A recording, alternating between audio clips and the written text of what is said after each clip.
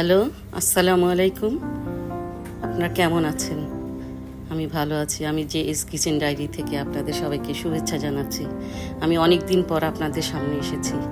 আমি আজ আপনাদেরকে পাউরুটির মালাই রোল করে দেখাবো। চলুন, আমি একটা প্যান নিয়েছি।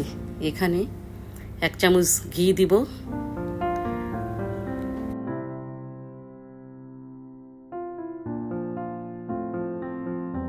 হাফ কাপ তরল দুধ দিব,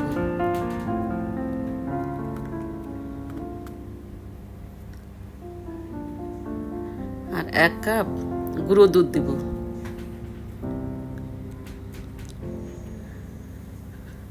আমি এখন এগুলো সব ভালো করে মিলিয়ে নিব।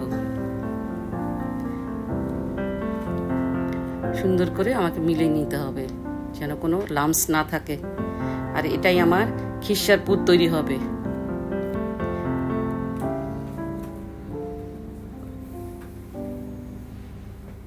খিরসাটা আমাকে সুন্দর করে নেড়ে নেড়ে মিলিয়ে নিতে হবে।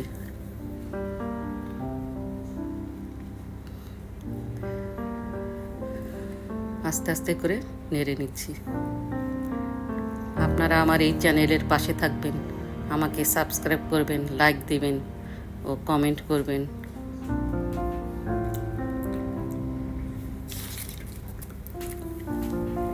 আর আপনারা এইভাবে বাসায় ট্রাই করবেন আর আমাকে জানাবেন কমেন্ট করে আপনাদেরকে কেমন লাগছে। আমি এখানে 2 টেবিল চামচ চিনি দিয়েছি। এখন এটা সুন্দর করে নেড়ে নিই।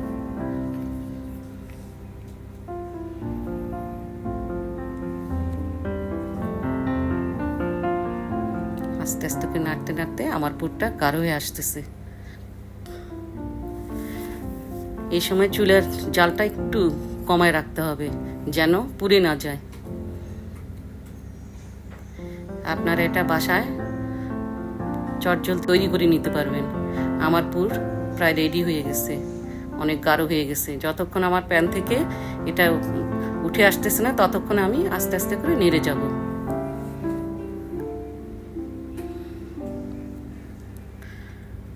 এটা যখন দেখবেন প্যান থেকে উঠে আসতেছে, তখন আমার পুর রেডি। আমার পুরটা হয়ে আসছে।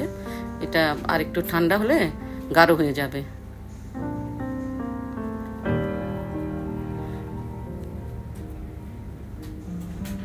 আমার পুর রেডি। আমি এখন পুরটা তুলে নেব একটা প্লেটে করে। এখন পুর আমি তুলে নিচ্ছি।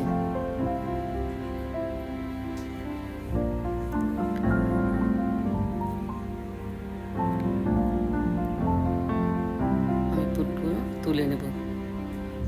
আর পুরটা এখন একটু ঠান্ডা হোক, বাকিগুলো তুলে নিচ্ছি। একটি প্যানে আমি 2.5 কাপের মতো লিকুইড দুধ দিয়ে দিচ্ছি।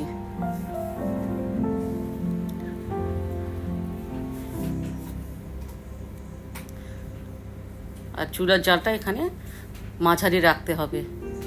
আমি এখানে 1/3 কাপ গুঁড়ো দুধ দিয়ে দিব।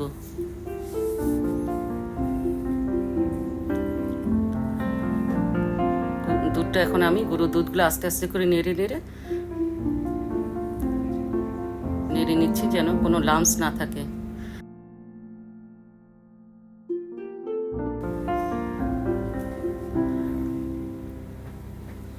চুলার জালটা একটু আমি কমাই দিচ্ছি।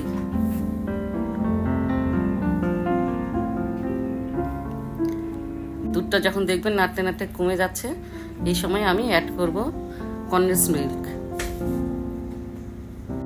দুধ অনেক গাঢ় হয়ে গেছে। আমি 2 টেবিল চামচ কনডেন্স মিল্ক এখানে অ্যাড করলাম।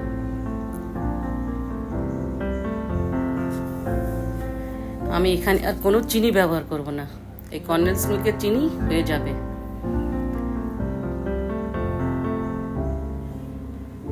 আমার মালাইটা রেডি হয়ে গেছে। আমি এখন একটু হালকা করে নেড়ে নিব।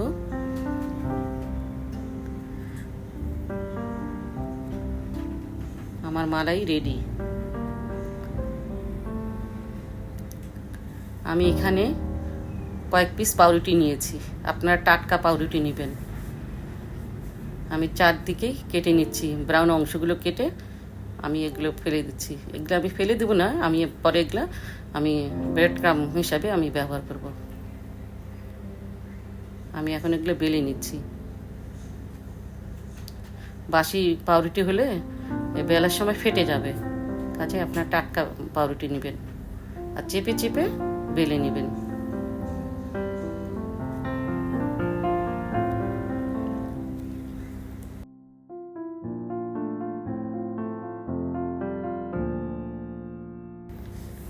আমি এখন একটা কাঁচি দিয়ে আমি সাইডগুলো কেটে দিচ্ছি।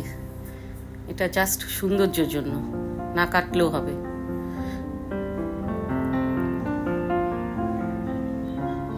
আমি সব পাউরুটিগুলো এভাবে তৈরি করে নিচ্ছি।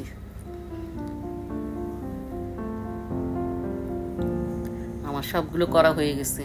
আমি এখন এগুলো রোল তৈরি করব। আমি এইভাবে লম্বা করে রোল তৈরি করব, খিসার করে পাউরুটির মধ্যে দিয়ে রোলগুলো এখন তৈরি করে নিচ্ছি। এখানে কিছু পানি দিয়ে দিব, তাহলে আর খুলে যাওয়ার ভয় থাকবে না, আটকায় থাকবে। আমি এভাবে পাউরুটির রোলগুলো করে নেব।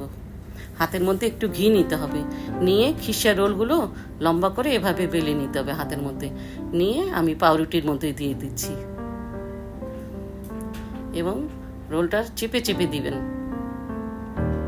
আর পানি দিয়ে দিলে এটা আটকায় থাকবে। একটু পানি দিয়ে দিচ্ছি।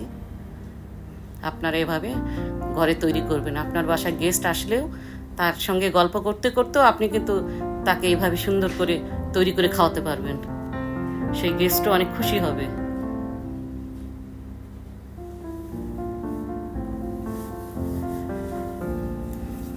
আপনার বাসায় তৈরি করে খাবেন এবং আমাকে কমেন্টস করে জানাবেন কেমন লাগছে।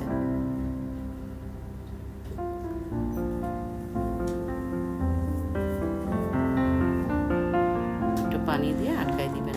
এইভাবে আমি বাকি রোলগুলো করে নিব। আমার সব রোলগুলো তৈরি হয়ে গেছে। আমি একটি সার্ভিং প্লেটে সাজিয়ে নিচ্ছি।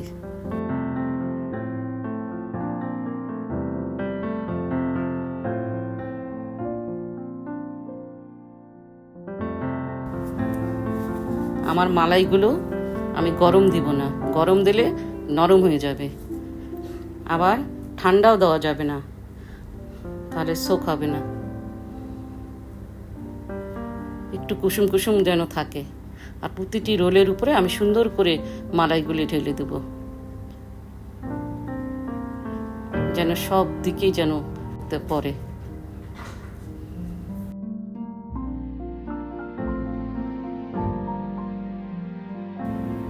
ভালো করে আমি সব দিকে দিয়ে দিচ্ছি।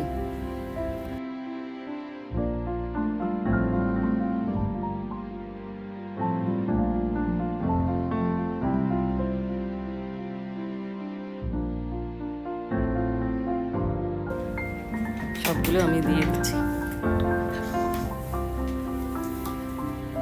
আমি এখন ওর উপর দিয়ে কিছু বাদাম ছড়াই দিচ্ছি, কিছু কাঠবাদাম ও পেস্তা বাদাম কুচি ছড়াই দিলাম।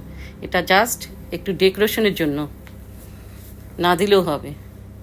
আপনার ঘরে থাকলে দিবেন, আর না থাকলে সমস্যা নেই। উপর দিয়ে কয়েকটা আমি কিসমিস দিয়ে দিচ্ছি।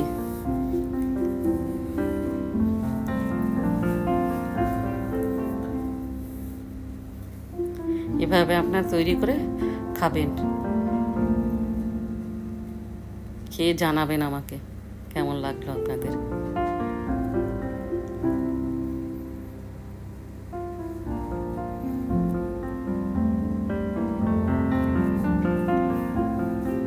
খুব সফট হয়েছে।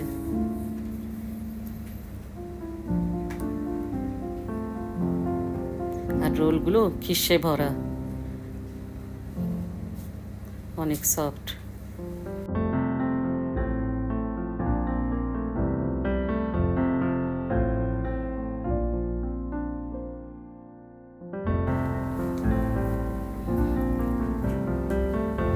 আমি এখন একটি প্লেটে একটা নিয়ে আপনাদের কেটে দেখাবো। খিসায় পুরে ভরা রোল। এইভাবে আপনারা ঘরে তৈরি করবেন, অনেক টেস্ট হয়েছে।